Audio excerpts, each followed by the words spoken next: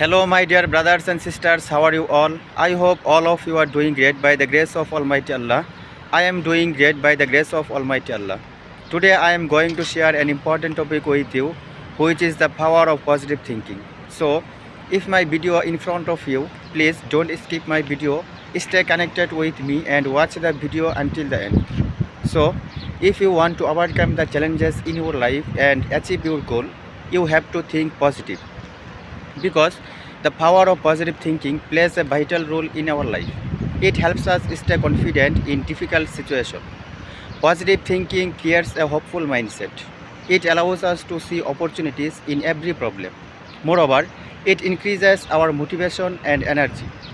People with positive thinking can overcome challenges easily. It improves both mental and physical health. Positive people feel less stress and anxiety. It builds strong relationships with others. Positive thinking helps us make better decisions. It also increases our self-confidence. As a result, we become more successful in our life. It brings happiness and peace to our mind. Therefore, we should always think positively. Positive thinking is the key to a successful life. So, stay positive, don't think negative thoughts, and keep moving forward with hope and determination. Thank you everyone for listening to me.